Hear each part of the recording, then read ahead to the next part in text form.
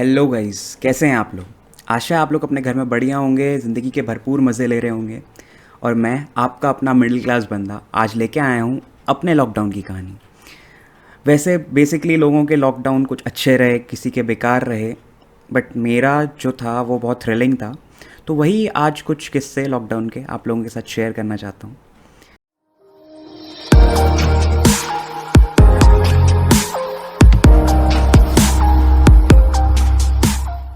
तो ये कहानी शुरू होती है फरवरी 2020 में, जहाँ मुझे एक नई कंपनी में ज्वाइन करना था।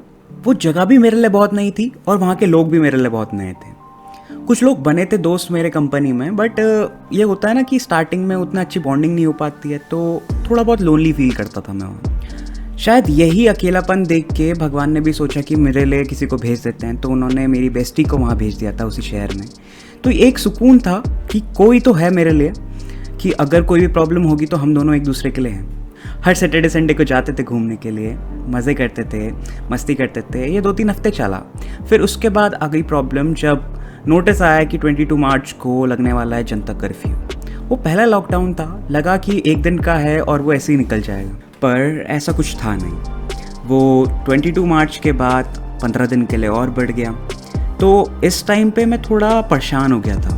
परेशान इसलिए भी हो गया था क्योंकि जिस जगह पे मैं रह रहा था उस बिल्डिंग के सारे लोग छोड़ के चले गए थे वहाँ पे, और मैं बस एक रूम में अकेला इंसान रह गया था।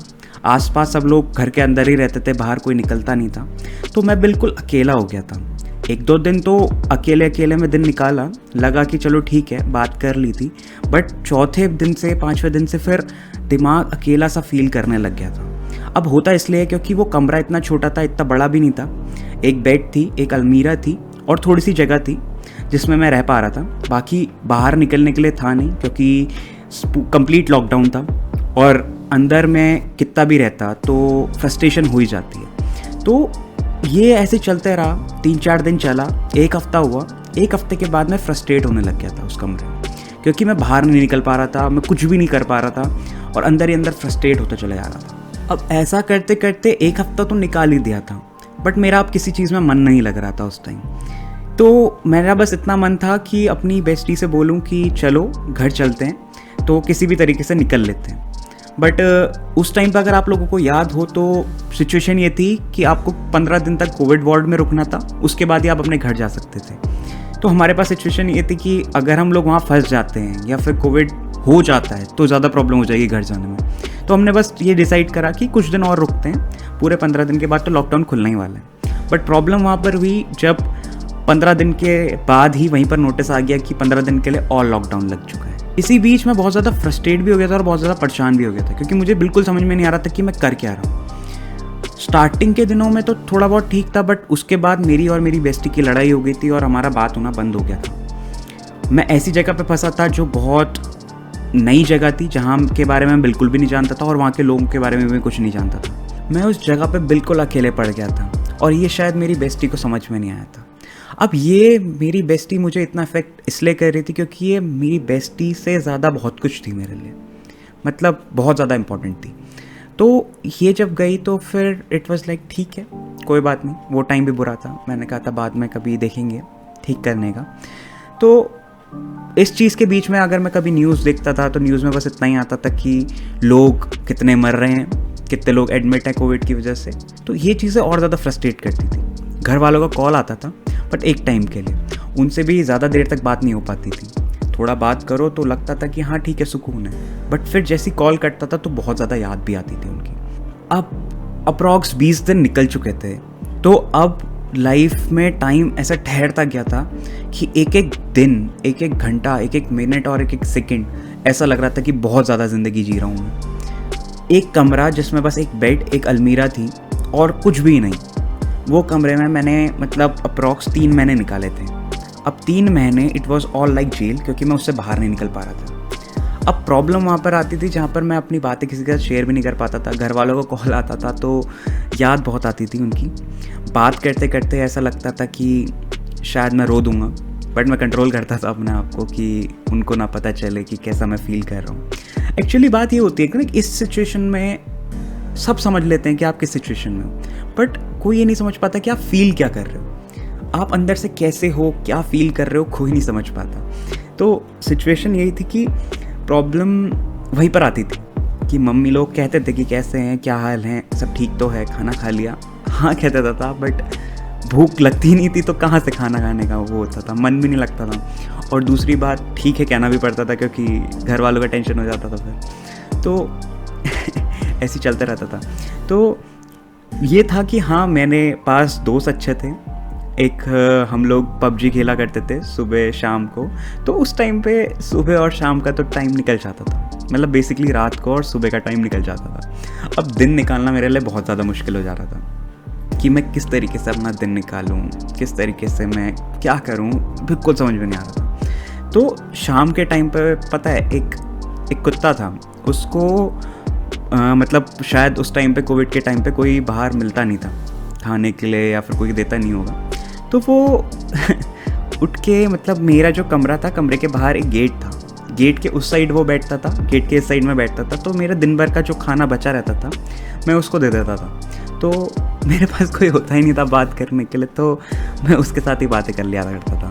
तो उसको बताता था कि दिन भर मैंने क्या करा। वैसे कुछ करता तो था नहीं, मैं पड़े रहता था, कभी कुछ कर लेता था, कभी कुछ कर लेता था, कुछ था ही नहीं करने के लिए। तो मैं उसके साथ ही बातें करता था, उसको मतलब क्या चीज़ें हुई उसके साथ, तो वो देखता था मुझे, तो ऐसा लगता था कि हाँ शायद वो सुन रहा है मुझे। बट मतलब 15-20 दिन ऐसे ही शायद मैंने उसके साथ करा। रोज़ शाम को मैं बैठ जाता था 4 से 6 बजे तक, उसके साथ बैठता था, उसके साथ बातें करता था, उसको ही अपनी सारी बातें बताता था। अब ये सारी चीज़ें तो ठीक थी क्योंकि इस तरीके से मैं अपना दिन निकाल दे रहा था, बट अंदर से जो चीज़ मुझे खाई जा रही थी वो बस ये थी कि क्या मैं अपने घर वालों से कभी वापस मिल पाऊँगा।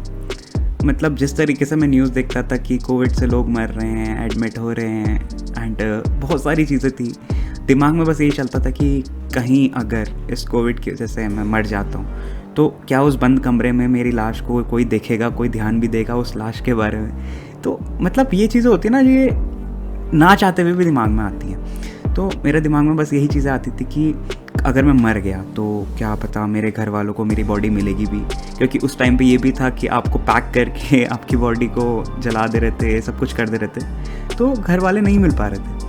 तो बस एक ही अपने अंदर से बस वो आता था कि यार बस एक बार घर वालों से मिल लूँ, एक बार अपने घर वालों को गले लगा लूँ वापस, क्योंकि बहुत ज़्यादा याद आती थी।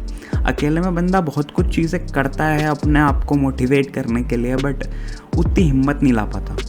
और यही चीज़ बस मेरे को ये चाहिए थी कि कोई अगर साथ में होता, बट होता नहीं है कभी कभार। तो उस टाइम पे बस मेरे को एक चीज़ बहुत अच्छे से समझ में आई कि लाइफ में तुम्हारे ना कभी कभार ऐसी सिचुएशंस आती है जहाँ पर जिससे तुम प्यार करते हो वो तुम्हारे पास नहीं रहेगा, तुम्हारा जो दोस्त है वो तुम्हारे पास नहीं रहेंगे, तुम जिस पे डिपेंडेंट हो तुम्हारे घर वाले वो भी तुम्हारे पास नहीं होंगे, तुम खुद अकेले होगे, अपनी आर्मी तुम होगे, तुम्हारे अलावा कोई नहीं होगा, तुम इस धरती पे अकेले आए हो, अकेले ही जाओगे।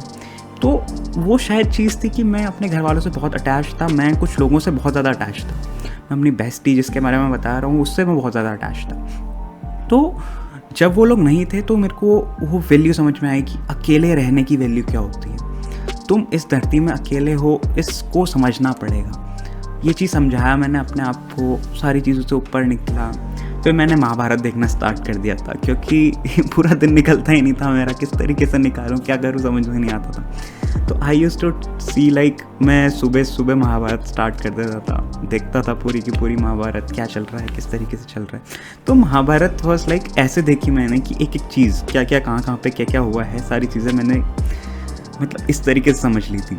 तो उसके बाद जब भगवद गीता महाभारत का टाइम आया था तो सारी चीज़ें जब समझी तो समझ में भी आई बहुत सारी चीज़ें, बट ये था कि जो अकेले का टाइम था वो बहुत ज़्यादा वर्स्ट था। आई वुड से एक हिमांशु मेरा भाई जैसा है दोस्त, कॉलेज में मिला था, फर्स्ट ईयर से साथ में है, अभी तक साथ है। उस बंदे ने और एक दोस्त मतलब कह सकते हैं लिंक्डइन पर मिले थे हम लोग, और बाद में पता चला कि अपने ही रिश्तेदार थी वो। तो उसके साथ बात हुई, फिर हम लोग पबजी खेला करते थे सुबह को, रात को, दिन में, जब भी टाइम मिल जाता था तो थोड़ा बहुत उसके साथ बात हो जाती थी। फिर ये पता चला कि वो भी उसी शहर में है, अकेले है वो भी she was struggling to go home. तो पता जब ये चीज़ चला तो थोड़ा एक मोटिवेशन जैसा मिला। तो शाम को कुछ नहीं करते थे, हम लोग मस्ती करते रहते थे। She motivated me very much, Akanksha. तो उसने बहुत ज़्यादा मोटिवेट करा उस टाइम पे मुझे। उसने बहुत सारी चीज़ें समझाई, बहुत सारी चीज़ें इस तरीके से इस चीज़ से बाहर निकाला, क्योंकि मैं बहुत अंदर से टूट गया था।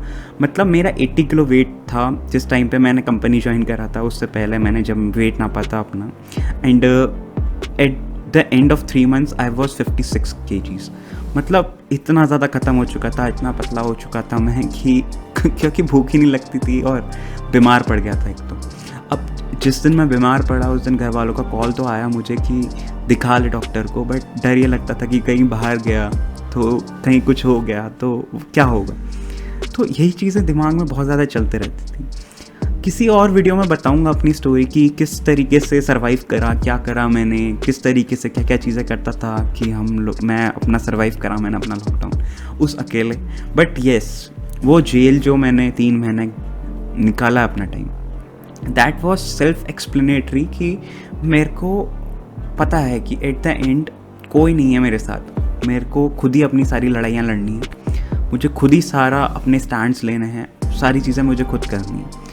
भगवान ने साथ दिया, बस शायद मैं ज़िंदा हूँ, वरना मैं दूसरे महीने में ही अपनी लाइफ खो चुका था। एट द एंड उस टाइम पे मुझे बस ऐसा था कि यार मैं क्या करूँ।